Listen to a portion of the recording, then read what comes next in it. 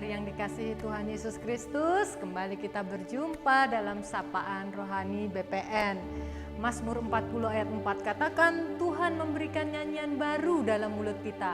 Mari saat ini kita minta Tuhan juga berikan hati yang baru, sikap yang baru untuk menyambut kedatangan Tuhan.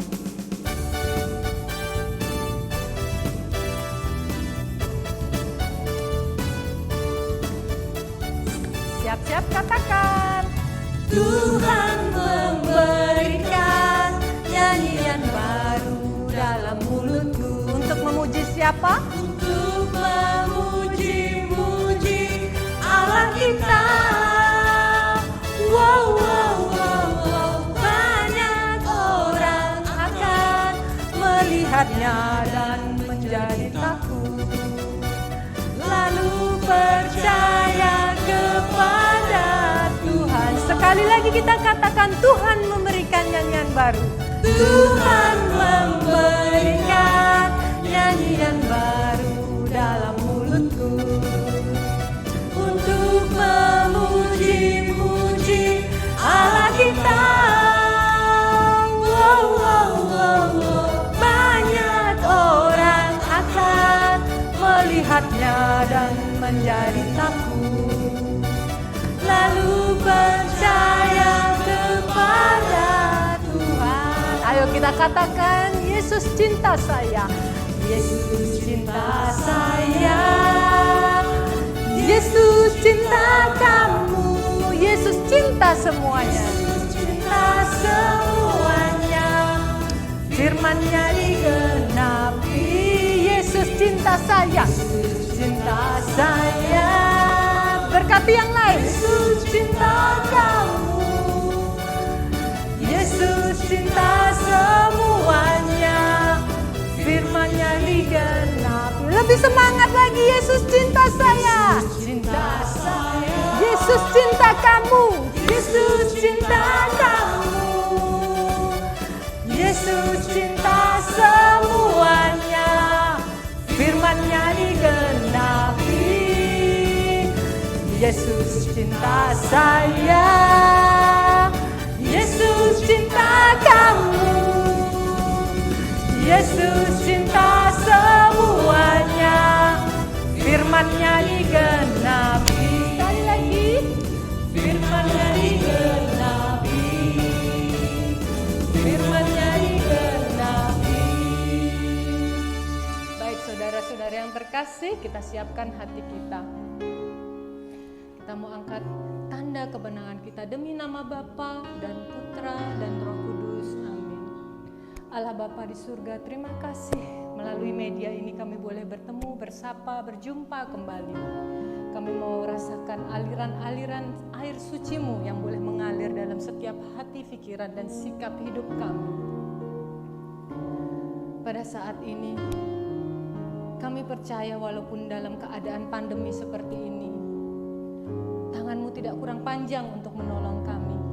Kami mau tetap ucapkan syukur dan penyembahan hati kami, sebab kami percaya waktu-Mu akan merendah untuk kami semua.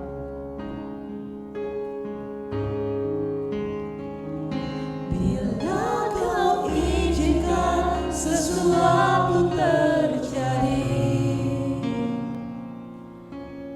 ku percaya semua untuk kebaikanku. Bila nanti telah tiba waktumu, ku percaya kuasa-Mu memulihkan hidupku. Kita katakan sekali lagi, bila Kau izinkan sesuatu terjadi, mau tetap percaya. Ku percaya semua untuk kebaikanku. Bila nanti telah tiba waktumu, ku percaya kuasa-Mu memulihkan hidupku. Waktu Tuhan pasti yang terbaik, walau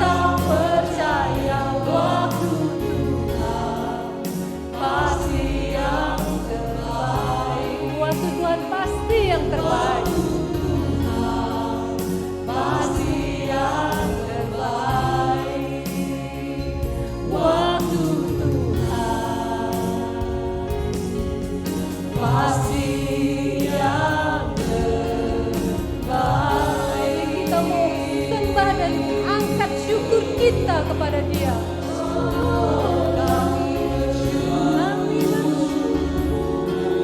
Terima kasih Tuhan, oh kami puji untuk kebaikan-Mu, kesetiaan-Mu Tuhan. Kami mau bersyukur, terima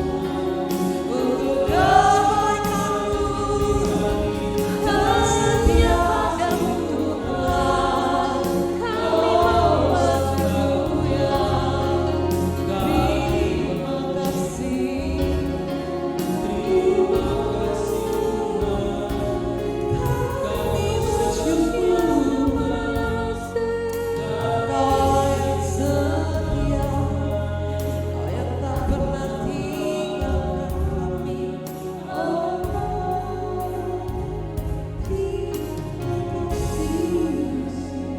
Tuhan Yesus,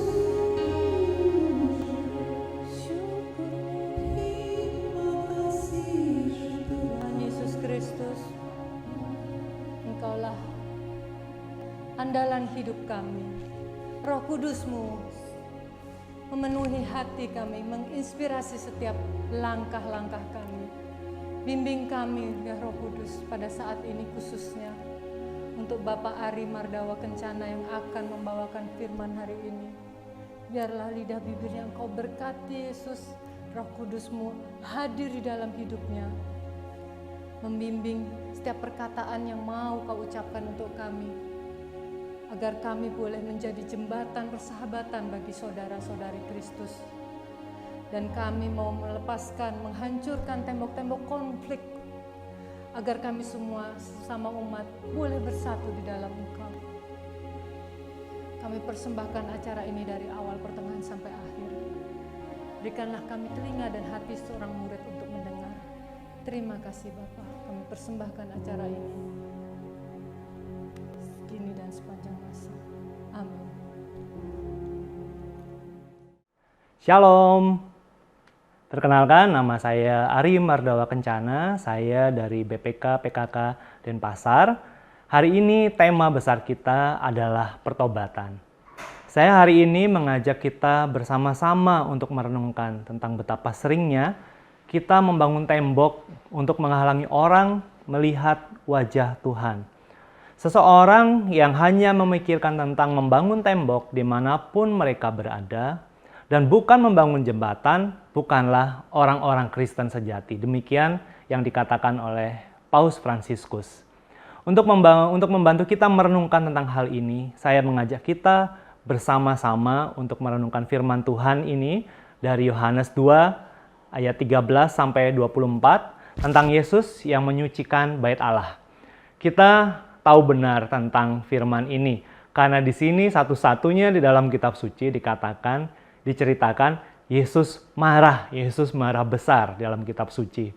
Bukankah peristiwa ini harus menjadi suatu perhatian buat kita, suatu penanda buat kita apa pertobatan yang harus kita lakukan di dalam masa Advent ini.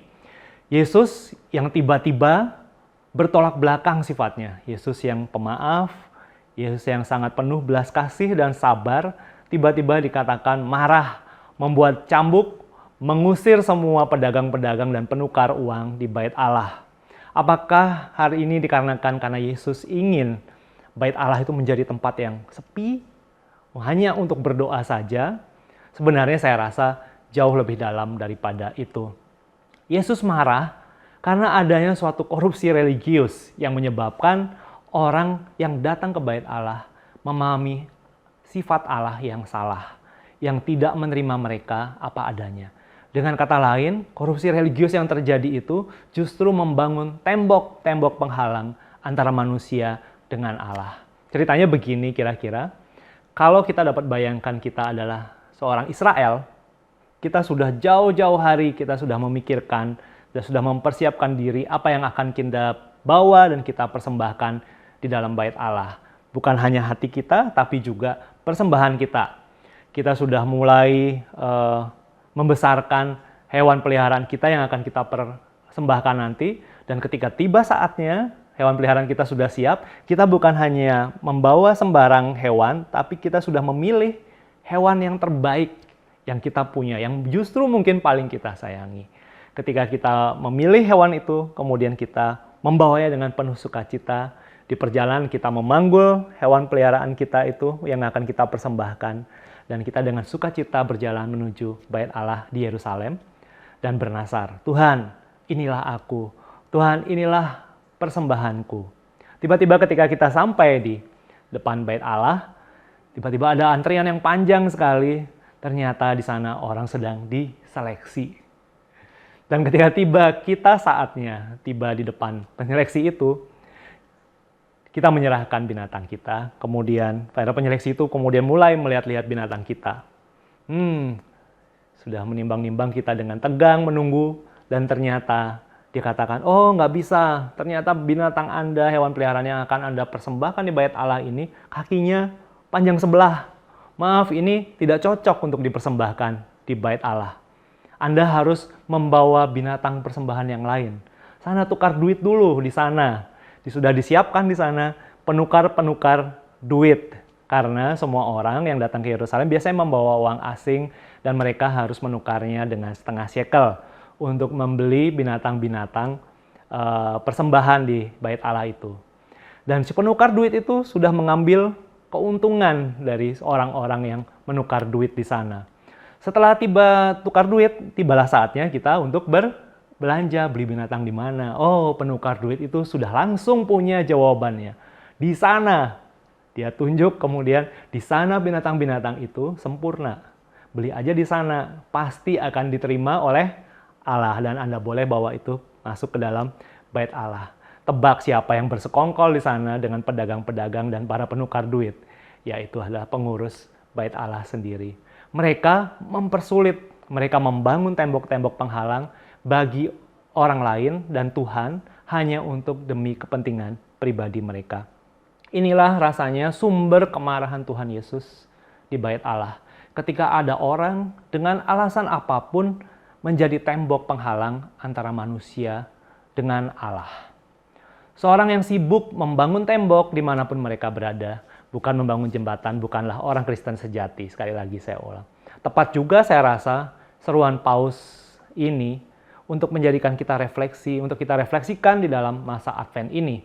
Apakah kita cenderung menjadi seorang pembangun tembok di antara manusia dan manusia, atau antara manusia dan Allah? Entah di gereja, entah membangun tembok-tembok di komunitas, entah di tengah masyarakat, bahkan di tengah keluarga kita. Bukan hanya tembok-tembok korupsi religius, tetapi banyak tembok-tembok lain yang kita seringkali tidak kita sadari kita bangun.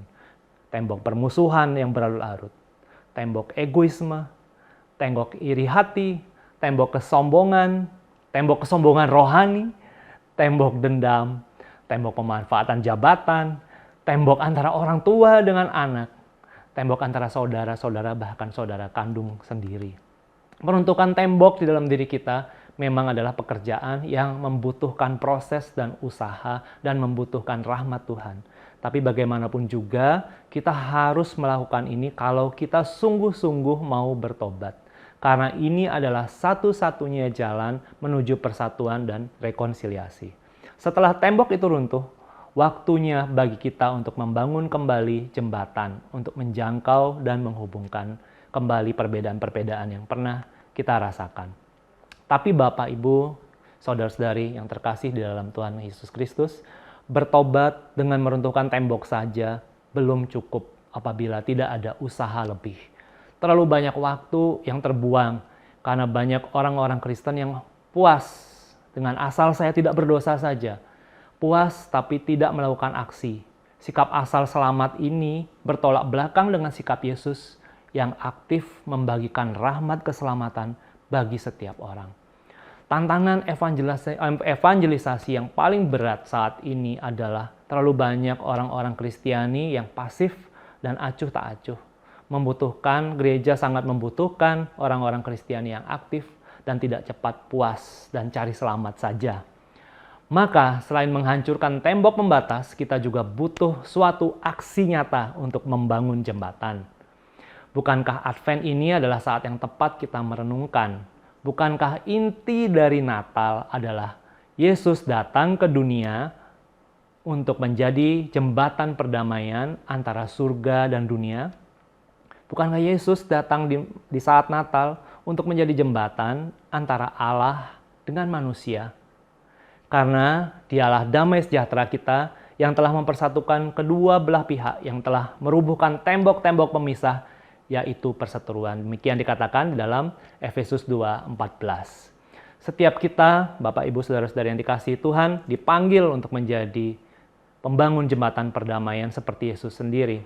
Bangunlah secara aktif jembatan-jembatan kasih, jembatan komunikasi, jembatan toleransi, jembatan persaudaraan, jembatan maaf dan pengampunan, supaya orang lain bisa mengenal Tuhan yang kita percayai melalui hidup dan kesaksian kita.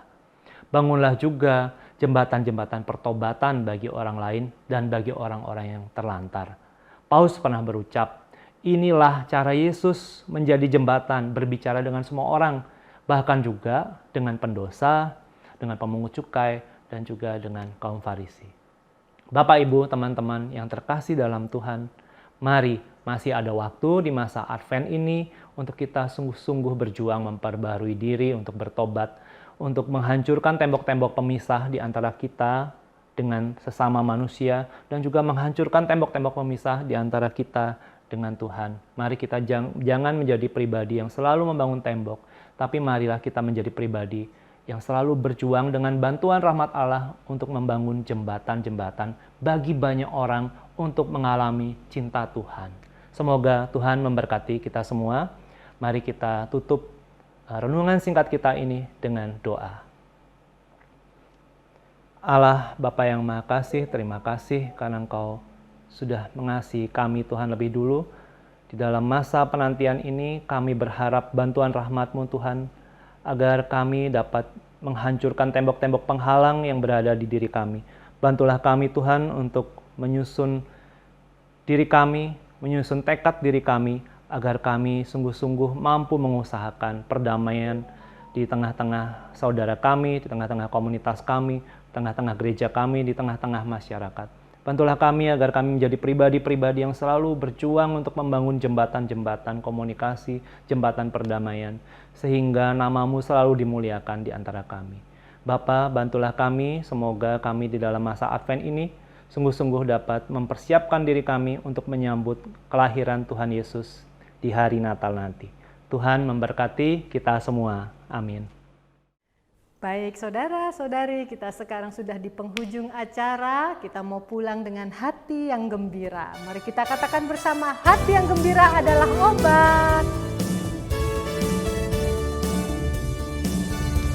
Hati yang gembira adalah obat, seperti obat hati yang senang. Ayo Bapak Ibu, tapi semangat yang patah, keringkan tulang. Hati yang gembira, Tuhan senang. Sekali lagi ya, kita katakan hati yang gembira. Hati yang gembira adalah obat, seperti obat hati yang senang. Tapi semangat yang patah, keringkan tulang. Hati yang gembira, Tuhan senang. Hati yang gembira, Tuhan senang. Hati yang gembira, hati yang gembira, Tuhan senang. Terima kasih Bapak Ibu, saudara-saudari yang terkasih. Jangan lupa pantengin channel kita di BPN Katolik Karismatik, dan Jangan lupa like, komen, subscribe, tekan tombolnya juga. Tuhan Yesus memberkati.